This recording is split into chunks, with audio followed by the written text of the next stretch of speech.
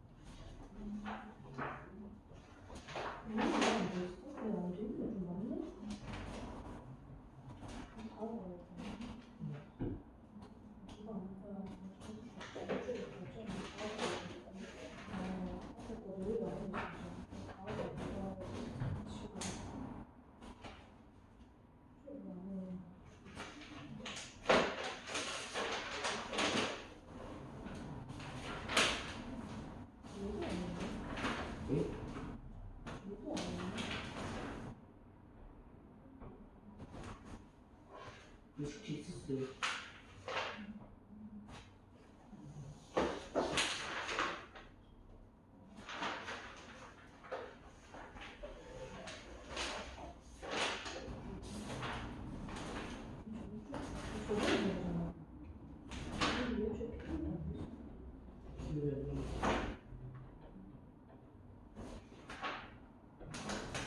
시험문에 이거 잘안 읽어서. 안 읽어서.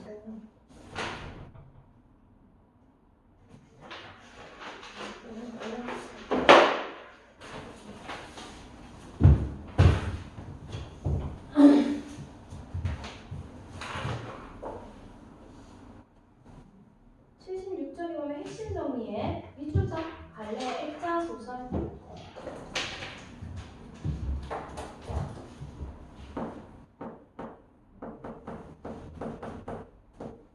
저희 소설을 정리하면 액자식 구성을 띠고 있는데 액자식 구성이라는 것은 이제 외화와 내화로 소설이 구분돼가지고 이야기가 다르게 펼쳐지는 건데 여기서는 처음에 바깥 이야기에서 나가 등장. 근데 이 나가 시점에 이쪽 1인칭 관찰자 시점으로 그를 관찰하고 그의 이야기가 이제 내화로 전개되는 거예요. 바깥 이야기와 내부 이야기로 나눠가지고 소설이 전개되는 걸 우리는 액자식 구성이라고 하는데 그래서 우리가 나는 그를 관찰하고 그의 이야기를 독자들한테 전달하고 나서 그의 심리가 처음엔 그를 못마땅하게 여기다가 점점 그의 이야기를 듣고 같은 조선의 현실에 공감하게 되는 그런 이야기인데 이걸 정리를 좀 하면 일단 75쪽부터 여기가 첫 장면이에요. 여기 첫 장면을 먼저 읽어볼게. 대구에서 서울로 올라오는 차 중에 생긴 일이다. 그러니까 나는 기차를 탔어. 지금 기차 내부인데 정말 나는 나와 마주 앉은 그를 매우 흥미있게 바라보고 또 바라본다. 처음에 그를 보내. 그가 왜 흥미있게 바라보았냐면 밑으로 두루마기 덕으로 기모노를 둘렀고 그 안에서 녹양목 저고리가 내어 보이며 아랫도리엔 중국식 바지를 입었다. 그러니까 지금 보면 서술상 특징으로 나가 그를 외양묘사하고 있는 장면인데 외양묘사를 통해 본 그가 어떤 모습이냐면 안에는 한국식 저고리를 입고 그 위에 두루마기로 기모노를 입고 이때 중국식 바지를 입고 있다. 즉 삼국의 의복을 모두 입고 있는 그가 나는 신기해서 계속 바라보고 또 바라보았다.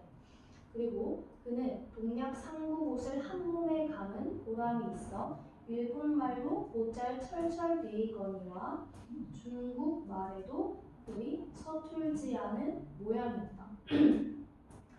도코마데 오이데 데스까? 하고 첫 마디를 걸더니만 도쿄가 어떠니? 오사카가 어떠니? 조선 사람은 고추를 끔찍이 많이 먹는다는도 일본 음식은 너무 싱거워서 처음에는 속이 미역거리다는도 횡설수설 짓거리다가 일본 사람이 엄지와 집게손가락으로 짧게 끄는 꼿꼿한 밑수염을 비비면서 마지못해 까뜩까뜩하는 고개와 함께 소데스카라는 한마디로 코데답을 할 따름이고 잘 받아주지 않으면 그는 또 중국인을 붙들고서 실랑이를 하였다. 니상 나을치 니싱선마 하고 덤벼보았으나 중국이 또한 그 기름기 또한 얼굴에 수수께끼 같은 웃음을 띨 뿐이요 별로 대꾸를 하지 않았건만 그래도 무어라고 용해 웅얼거리며 나를 보고 웃어보았다. 그 다음 중력 이후부터 웃어보았다까지 갈로 열고 갈로 닫아보세요. 어디요? 중력 이후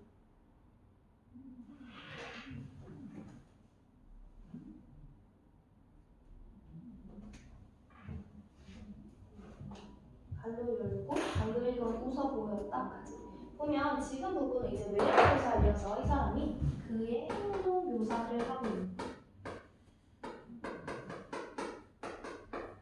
근데 행동 묘사를 통해 본 그는 좀 이상해. 왜냐면 기차 안의 편을 보면 이렇게 마주보는 식으로 한 명 마주 이렇게 네 명이 칸 안에 앉아 있는 건데 보면 이 사람이 중국 사람한테도 막 여기서 말 걸고 일본 사람한테도 말을 계속 걸고 다녀요. 즉 행동 묘사를 통해 본 그는 다 말을 걸고 다녀요.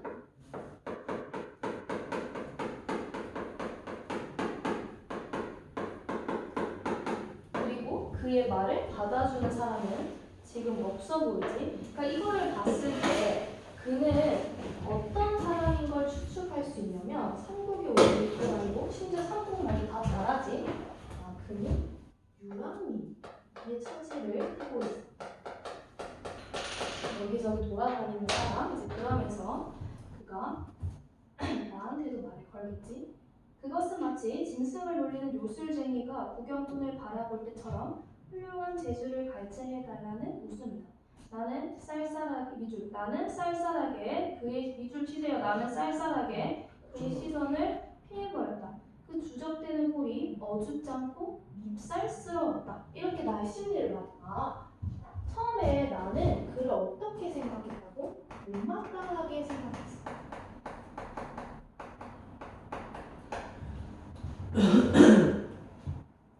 그러면서 나 이전 이제 여기서 말을 걸다가 그가 이제 자기 이야기를 하기 시작해. 그래서 이제 내과로 갈 건데 그의 이야기를 좀 요약해서 우리 얘기를 좀 해보면 그는 처음에 어디 살았냐면 대구역 근교에 있는 K-H라는 농촌 마을에서 살고 있었어. 그러니까 어떻게 살고 있었냐면 어머니 아버지와 함께 이제 역둔토를 파먹고 살았어.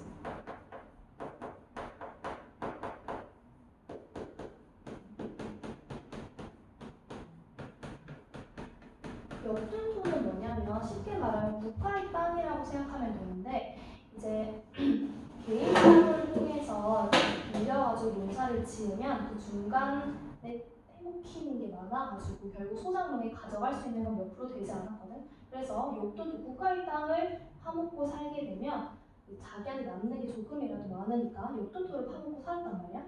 그래서 그냥 넉넉진 않았지만 그냥 살고 있었어. 근데 어떤 일이 생겼냐면 이제 사회가 변하면서 이 역둔토가 우리 조선의 땅이 아니라 어디로 넘어가냐면 동양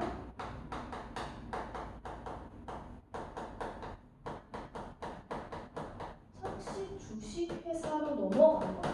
이렇게 넘어가다 보니까 중간에 나한테 오기 전에 소장을 떼먹힌 게 너무 많아진 거야. 그래서 결국 나한테 돌아오는 거는 한 30%밖에 없는 거야. 그렇게 되면 이자 내고 뭐 하다 보면 먹고 살기가 힘들겠지?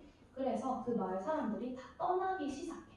그래서 그도 가족들과 함께 떠났어. 어디로 떠났냐면 서간도로 가가지고 버려진 땅들을 황무지를 개간해서 농사를 지으며 살기 시작했는데 그때 고작 그의 나이가 9년 전인 17살이래.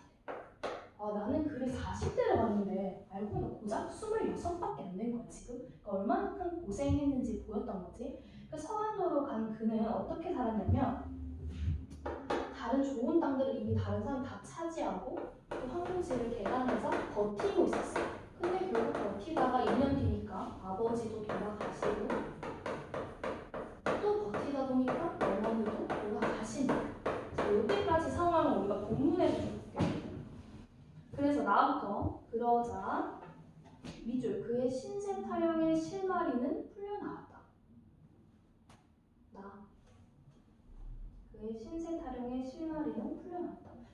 여기서 그 신세 타령의 실마리가 뭐에 해당한다고?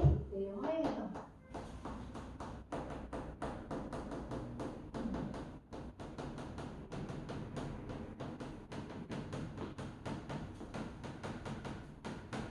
자, 보면 그의 고향은 대구에서 멀지 않은 네모치세요. K군 H가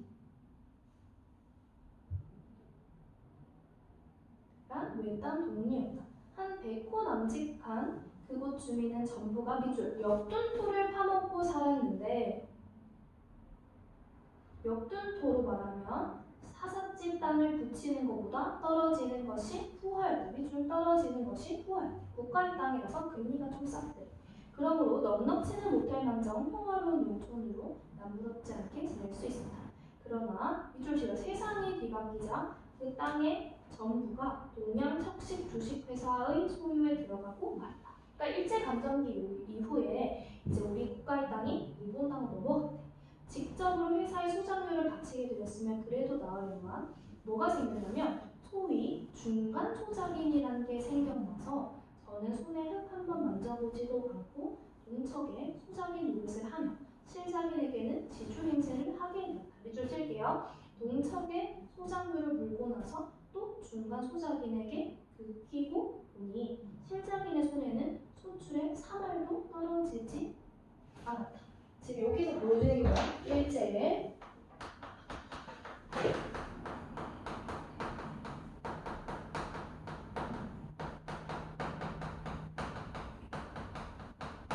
극심한 수탈 현실을 우리는 이렇게 역대급 사건으로 볼 수 있었겠지. 그 다음에 그 후로 죽겠다, 못 살겠다 하는 소리는 중이 연불하듯 그들의 입길에서 오르내리게 되었다. 남부 연애하고 타처로 유리하는 사람만 늘고 동리는 점점 쇠진해 갔다. 자, 지금부터 9년 전 그가 17살 되던 해 봄에 그의 나이는 실상 26이었다. 가난과 고생이 얼마나 사람을 물기는가. 그의 집안은 살기 좋다는 바람에 서간도로 이사를 갔었다. 밑줄 칠게요. 쫓겨가는 운명이거든. 어디를 가든 신신하며. 봐봐. 이거 누구 생각이야? 작가의 생각이야. 적요 작가의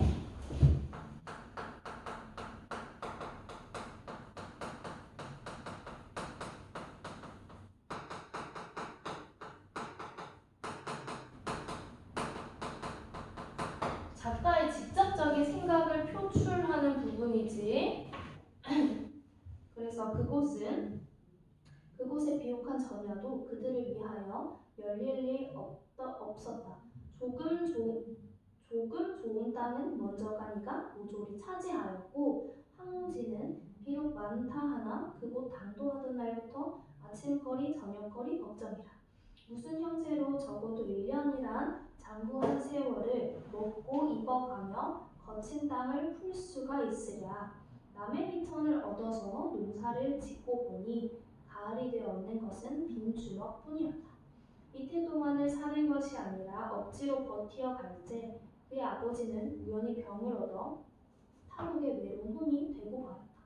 19살밖에 안 된 그가 호르머니를 모시고 악으로 오직 목숨을 이어가는 중 4년이 못되어 영양 부족한 몸이 심한 노동에 지친 탓으로 그의 어머니 또한 죽고 말았다. 지금 보면 서간도에서 있었던 그의 비참한 삶의 모습을 보여주지.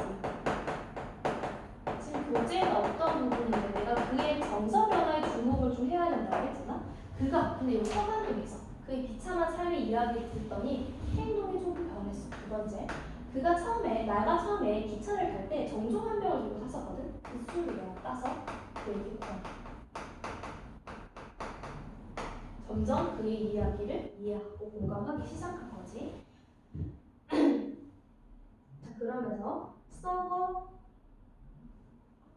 라 이전의 이 사건에 대해서 이야기를 좀 할 건데, 라 이전에 대해서 그가 결국 가족까지 다 잃어버리고 어디를 전전하여 다니냐면 신의주도 하고 안동도 가고 이러면서 결국 이런 노동자의 삶을 살기 시작해.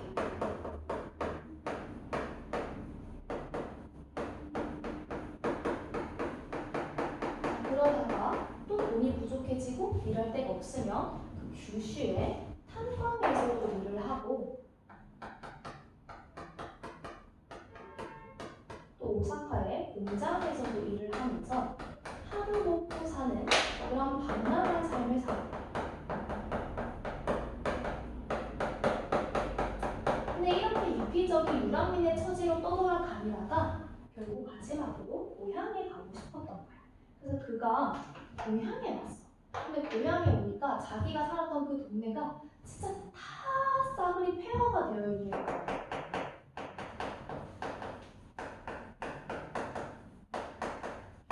그때 이야기가 라에 나오는 거야. 그 라에서 공간은 이제 고향에 돌아와서 미주 썩어 넘어진 석가래 똘똘 부르는 주주는 무덤을 파서 해골을 헐어 젖혀놓은 것 같더만. 여기까지 보면 오랜만에 다 찾은 고향이 어떻게 된 거야? 전부 다 폐허가 된 거야. 폐허가 된. 어디요? 라. 그러니까 이게 바로 일제 수탈로 다 버려진 조선 농촌의 현실인 거지.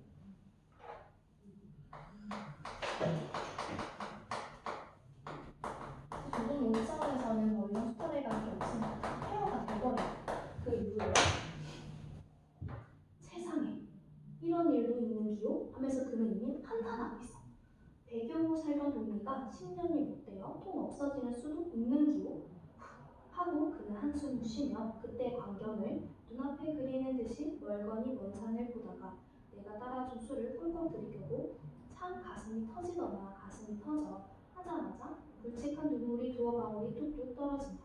그리고 내가 뭐라고 생각해? 밑줄 중요해. 나는 그 눈물 가운데 음산하고 참한 조선의 얼굴을 똑똑히 본 듯 싶었다. 그래서 내가 이때 그가 고향에 대한 이야기를 할 때 나는 그를 얼굴 통해서 뭐를 봤대? 조선의 얼굴을 봤대. 그 모습에서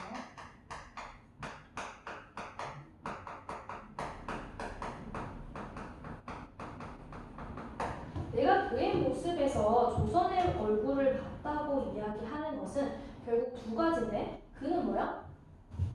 주권을 상실한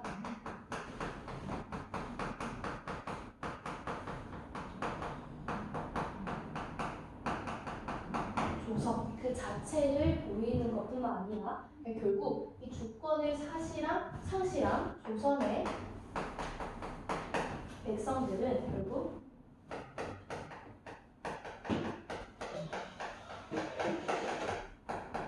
유랑민의 처지가 돼버린 모습을 그를 통해서 나는 본 것. 즉 우리 민족의 피폐한 현실을 그를 통해서 보고 있는 것.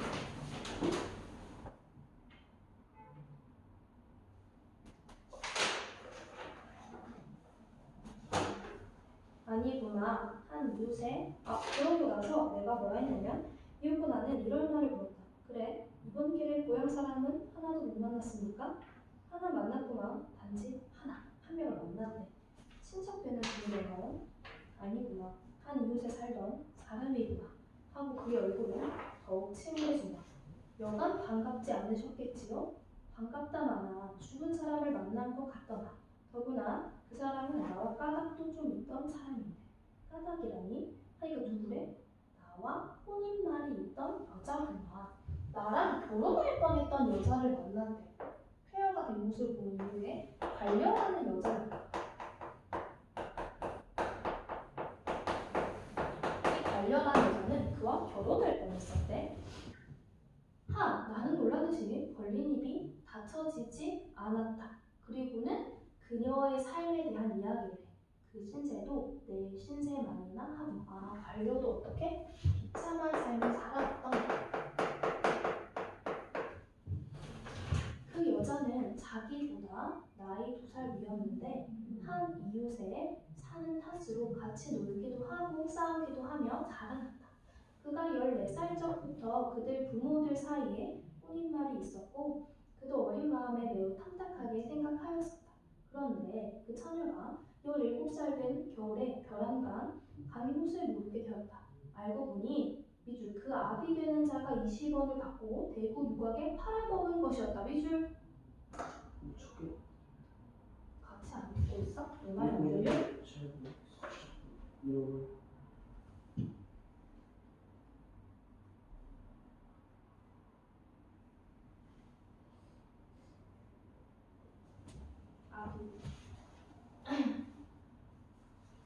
그 소문이 퍼지자 그 처녀 가족은 그 동네에서 못 살고 멀리 이사를 가는데 그 후로는 물론 피차에 한번 만나보지도 못한다. 이번에야 빈터만 남은 고향을 구경하고 돌아오는 길에 끝내서 그 아내 될 뻔한 대과 마주치게 된다. 처녀는 어떤 일본 사람 집에서 아이를 보고 있었다.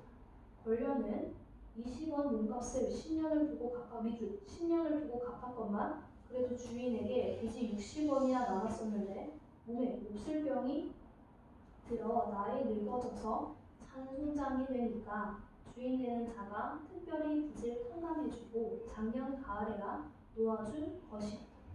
결국 뭐야? 얘 관련 인생을 계속 정리를 하면 관련 인생은 아버지의 얘기에 부자 20원에 유곽으로 유곽에 팔려가서도 돈을 끝내 갚지 못하다가 병에 걸린 후에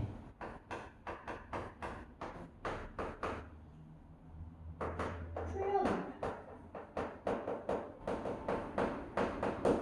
그러면 아까 그의 모습을 통해서 조선 민중들의 비참한 모습을 봤다고 했으면 이 관련 또한 이러한 게 관련의 개인적인 삶이 아니라 조선 여성의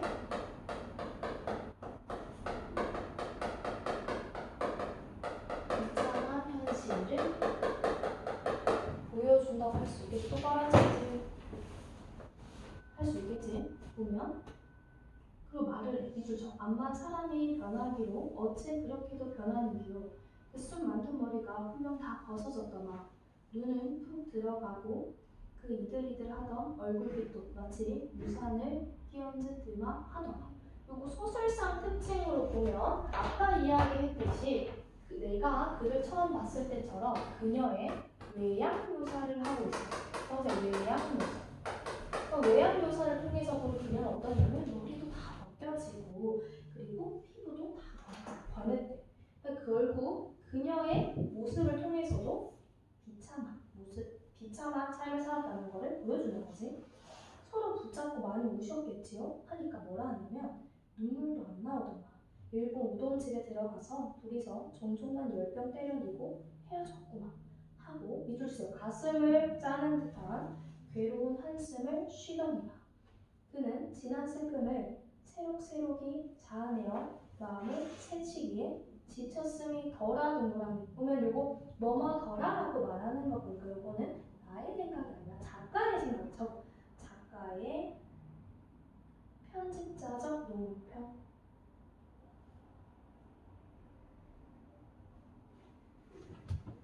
아까도 작가의 직접적인 생각을 표출해서 꼭 내가 작가인 것처럼 표현했던 거.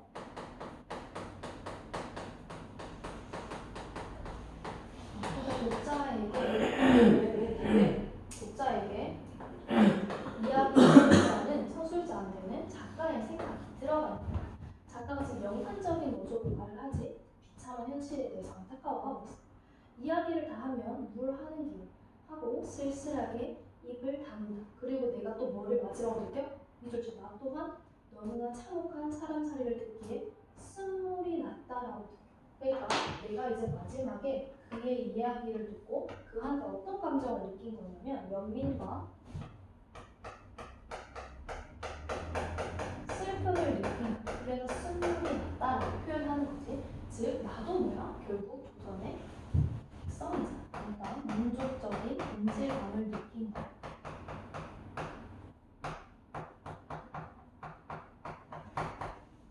아까 그의 모습에서 조선의 얼굴을 발견한 즉 조선의 현실을 재인식하고 나면 이제는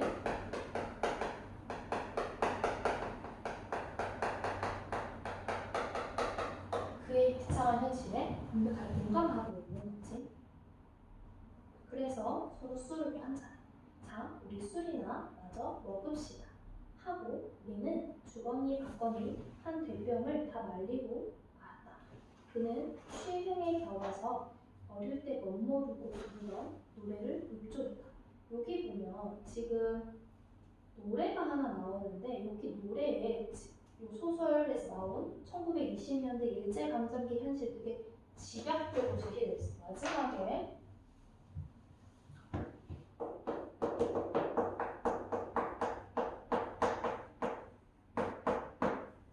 삽입된 노래를 볼 건데 여기 삽입된 노래의 기능이 뭐냐면 1920년대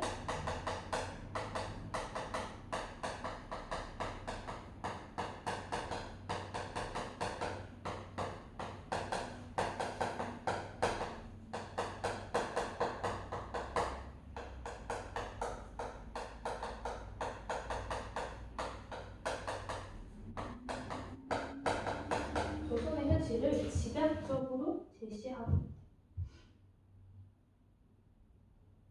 자, 어떤 내용인지 좀 보면 벼섬이나 나는 전토, 그러니까 국토는 뭐가 된대? 신장로가 된대. 우리나라 국토는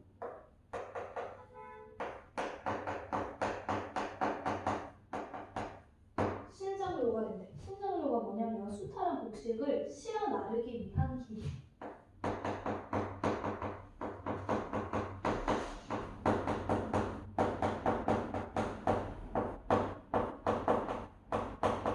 그 다음에 말만이나 하는 친구, 즉 뭐냐면 일제 정책을 비판하는 지식이다.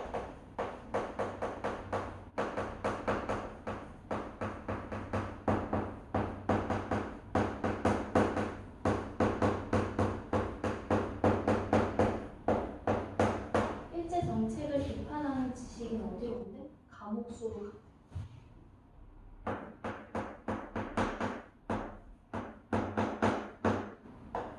그 다음에 담배떼나 떠는 노인, 즉 이 지금 망국의 비운을 다 본 노인들.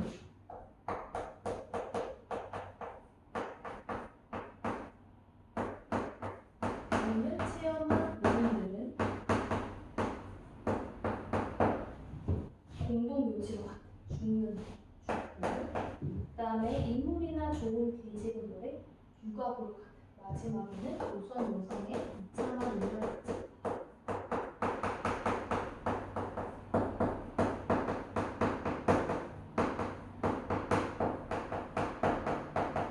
지금 여기 삽입된 노래에서는 아까도 이야기했다시피 현실이 되게 집약적이야. 우리나라 땅은 그냥 수탈로 이용되고 일제 정책을 비판하는 지식인들은 다 감옥으로 끌려가고 그리고 이 망국에 다 경험을 한 노인들은 정말 죽어가고 여성들은 비참한 운명을 맞이한대. 이게 현실이지. 즉 이거를 제시함으로써 주제를 압축적으로 전달하고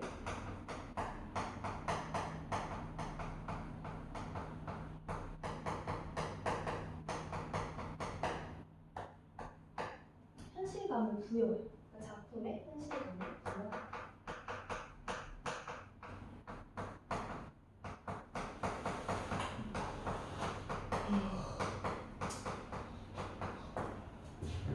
그래서 이렇게 소설은 끝나고 결국 정리를 하자면 그의 이야기를 통해서 1920년대 우리 민중의 참혹한 생활상을 전달되는 건데 이게 곧 주제예요.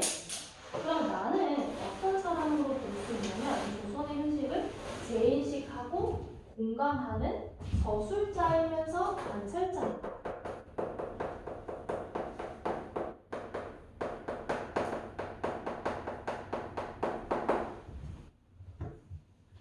그래서 이해와 감상에서 내용 한번 정리하면 마지막으로 이 작품은 일제강점기 1920년대 중반의 조선사회 특히 이주 일제의 수탈로 황폐해진 농촌을 배경 이주 이해와 감상 마지막 줄 끝에 일제의 수탈로 황폐해진 농촌을 배경 기차 안에서 우연히 알게 된 한 인물의 인생 역정을 통해 미주 당대 조선의 농촌 공동체가 어떻게 파괴되었는지, 식민지 현실이 개인의 삶을 얼마나 짓밟았는지를 사실적으로 그리고 이 작품은 극적인 사건의 전개나 인물 관계 등은 찾아보기 힘들지만 동그라미 액자식 구성, 이야기 전개를 통해 강렬한 동그라미 현실 고발의 정신을 엿볼 수 있는 사실주의 문학의 전형을 보여준다. 주제 기차 안에서 그와 대화를 나누게 되는 첫인상만으로는 그를 탐탁지 않게 여기지만 그 이야기를 들으면서 짙은 동그라미 동정과 연민의식, 이게 뭐라고? 마지막 줄 밑줄 민족의 동질성입니다. 그리고 수초는 78초까지인데 5분 문제 수정을 좀 하면 가에서라고 되어 있지? 이거 X하고 글 전체에서라고 붙이세요. 숙제는 78초까지.